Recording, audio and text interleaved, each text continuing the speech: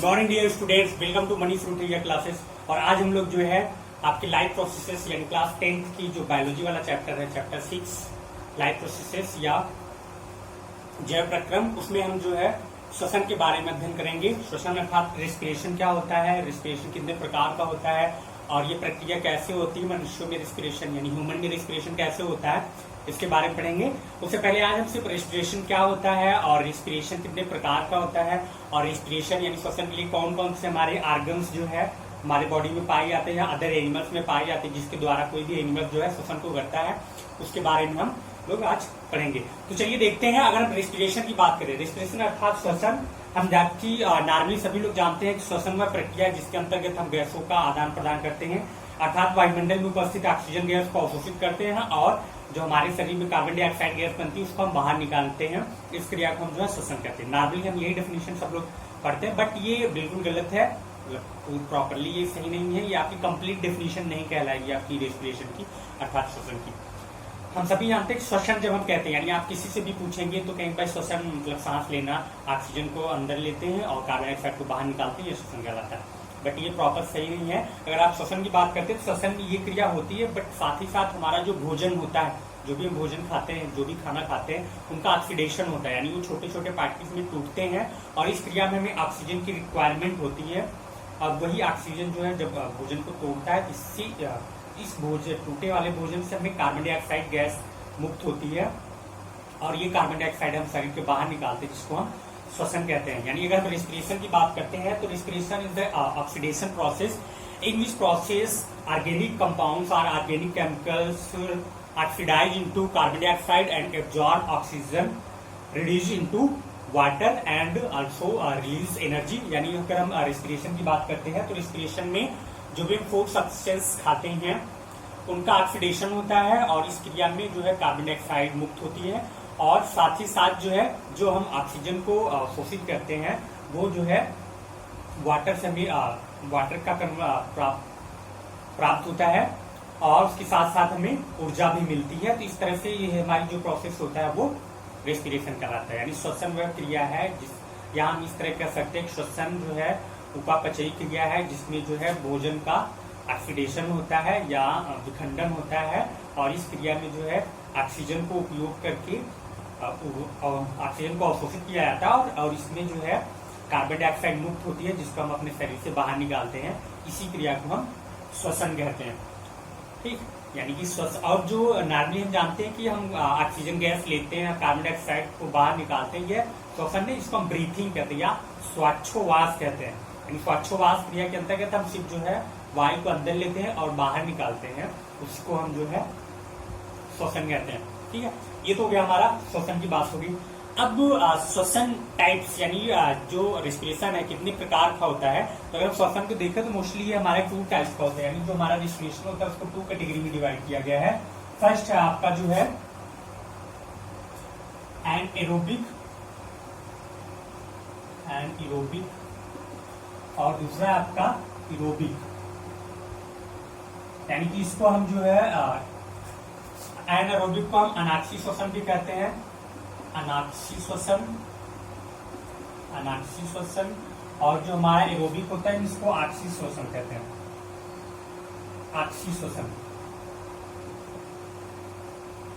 यानी कि जो हमारा एनारोबिक है इसमें एन का मतलब अपसेंट्स की बात हो जाएगी है कि वह प्रोसेस जिसमें जो है ऑक्सीजन अनुपस्थित हो, इसको हम अवायवीय श्वसन भी कहते हैं। यानी वह श्वसन जिसमें बिना ऑक्सीजन को उपस्थित में ही अगर हम श्वसन करते हैं तो उस क्रिया को हम अनाक्षी श्वसन कहते हैं। इसके बाद दूसरा हमारा आक्षी श्वसन। आक्षी श्वसन में हमें ऑक्सीजन की रिक्वायरमेंट होती है, यानी बिना ऑक्सीजन को उपस्थित में श्वसन नहीं कर सकते, तो उसको हम आक्षी श्वसन कहते हैं। और देखिए जो अनाक्षी श्वसन होता है यानी एनारोबिक रेस्पिरेशन जो होता है ये हमारे कोशिका की अगर हम बात करें तो कोशिका की साइटोप्लाज्म यानी कोशिका द्रव्य में ही सिर्फ होता है और इसमें जो है जो भी हम भोजन लेते हैं यानी जो ग्लूकोज हम ले रहे हैं उस ग्लूकोज का ऑक्सीडेशन होता है छोटे छोटे पार्टिकल्स में और जिसमें जो है वो 6 कार्बन वाले जो ग्लूकोज होता है वो 3 कार्बन वाले ग्लूकोज में कन्वर्ट हो जाता है और इस तरह से जो है पायरुविक एसिड का फॉर्मेशन होता है जिसको हम ग्लाइकोलिसिस कहते हैं। यानी जो ग्लाइकोलिसिस प्रक्रिया होती है इसके अंतर्गत ग्लूकोज जो है पायरुविक एसिड का फॉर्मेशन करता है और इसमें जो है कम मात्रा में ऊर्जा का निर्माण होता है और ये जो है कोशिका के कोशिका द्रव्य में होता है, जिसको हम अनाक्सी या एनारोबिक रेस्पिरेशन कहते हैं। और ये जो श्वसन होता है ये ऑक्सीजन की अनुपस्थित में होता है।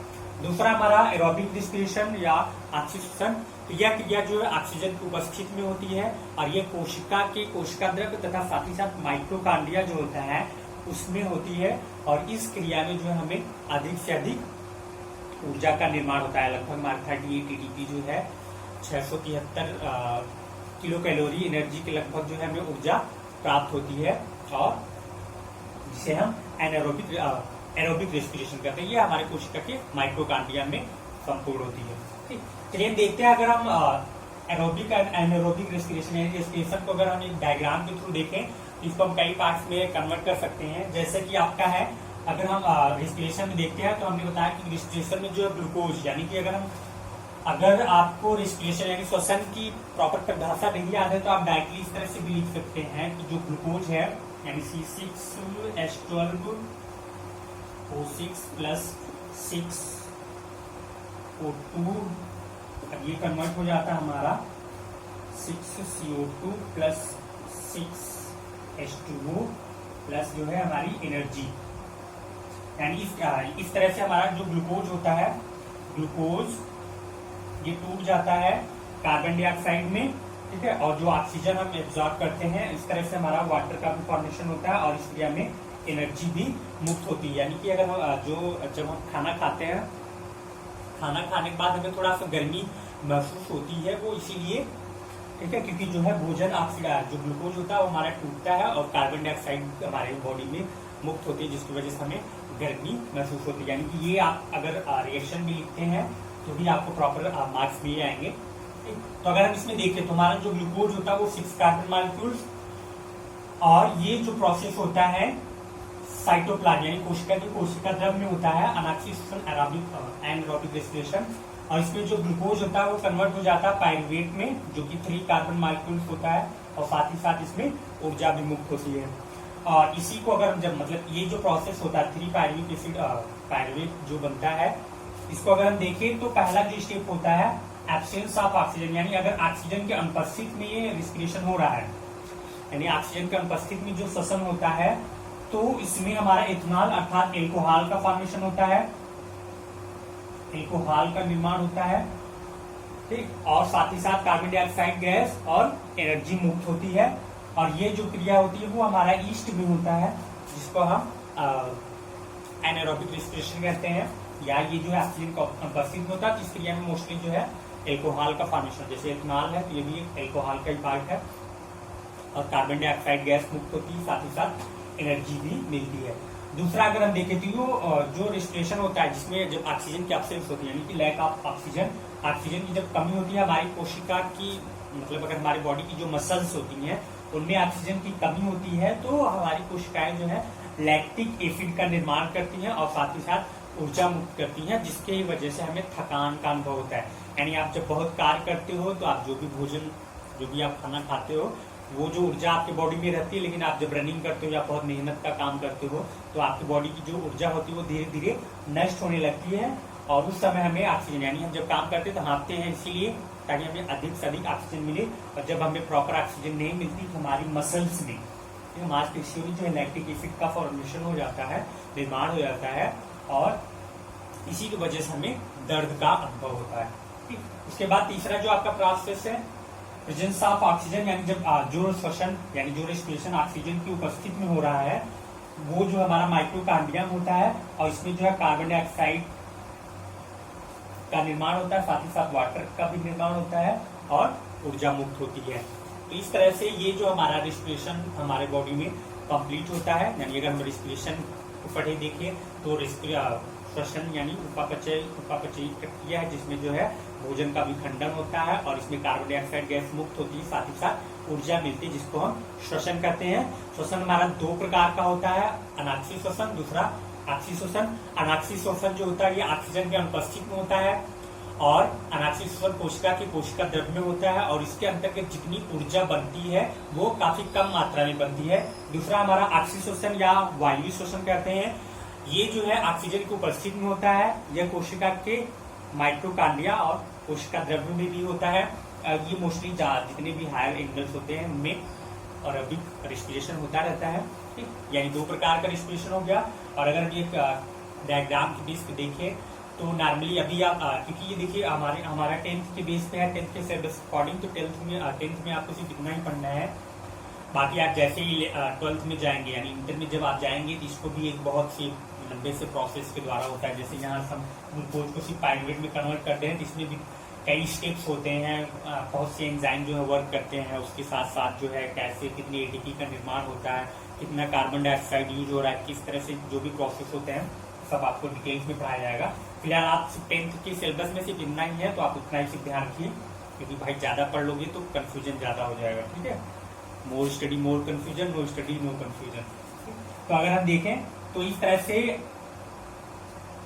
एनारोबिक रेस्पिरेशन यानी ऑक्सीजन के एब्सेंस में अगर हो रहा है तो उसमें जो हमारा एल्कोहल का फॉर्मेशन होता है, साथ ही साथ जो है कार्बन डाइऑक्साइड और ऊर्जा मुक्त होती है। और दूसरा एनारोबिक रेस्पिरेशन अगर होता है तो हमारी मसल्स में जो है लैक्टिक एसिड का निर्माण होने लगता है, जिससे हमें थकान का अनुभव होता है, इसमें भी ऊर्जा मुक्त होती है। तीसरा प्रेजेंस ऑफ ऑक्सीजन, यानी जब ऑक्सीजन उपस्थित होता है तो उसको हम एरोबिक रेस्पिरेशन कहते हैं। और इस क्रिया में जो है कार्बन डाइऑक्साइड, वाटर और ऊर्जा भी मुक्त होती है, ठीक। इस तरह से ये हमारा हो गया नॉर्मली श्वसन का प्रोसेस। और श्वसन के लिए आपका रेस्पिरेशन का जो ये प्रोसेस है, इक्वेशन है, आप इसको लिखते हैं और उसके बाद जो आप जो मैंने बताया थ्योरी, सिंपल सा आपको रखना है। ग्लूकोज जो है ऑक्सीजन की उपस्थित में टूट जाता है कार्बन डाइऑक्साइड में और वाटर में, और साथ ही साथ ऊर्जा का निर्माण होता है जिसको हम श्वसन कहते हैं। और हाँ, सिर्फ जो गैसों का आदान प्रदान होता है, ऑक्सीजन और कार्बन डाइऑक्साइड को हम सिर्फ लेते हैं, उस क्रिया को हम श्वासोच्छ्वास कहते हैं या सिर्फ ब्रीथिंग कहते हैं, ठीक। ये तो हो गया हमारा रेस्पिरेशन। अब देखते हैं कि रेस्पिरेटरी ऑर्गन्स क्या क्या होते हैं, यानी हमारे बॉडी में जो रेस्पिरेटरी ऑर्गन्स हैं, एनिमल्स यानी ह्यूमन में कौन कौन से ऑर्गन्स होते हैं और एनिमल्स में कौन से ऑर्गन्स होते हैं जिनको हम रेस्पिरेटरी ऑर्गन्स कहते हैं। इससे पहले हम आपको बता दें, अगर आपने हमारे चैनल को सब्सक्राइब नहीं किया है तो आप चैनल को सब्सक्राइब कर लीजिए और अपने दोस्तों के साथ शेयर करते रहिए। और अगर कोई भी टॉपिक्स आपको नहीं समझ में आ रहा है तो आप कमेंट करके जरूर बताएं। और साथ ही साथ आप हमारे प्लेलिस्ट को ओपन कीजिए, उसमें आपको हर क्लास वाइज जो है टॉपिक्स मिल जाएंगे। और स्पेशली हम जो है 11th-12th में बायोलॉजी पढ़ाते हैं, बाकी 9th to 10th 6 से लेकर 10 तक का जो है उसमें फिजिक्स, केमिस्ट्री, बायो सब मिक्स करके है, ठीक। और साथ ही साथ अगर आप किसी कंपटीशन की तैयारी कर रहे हैं तो इसमें भी आपके काफी सब्जेक्ट से रिलेटेड, जैसे हिंदी हो गया, मैथ हो गया, रीजनिंग हो गया, ये सब भी मिल जाएंगे आपको कंटेंट, ठीक है। तो ये था आपका रेस्पिरेशन। आप देखते हैं हम रेस्पिरेटरी ऑर्गन्स यानी कि श्वसन में कौन कौन से अंग जो हमारे सहायक होते हैं उसके बारे में देख लेते हैं।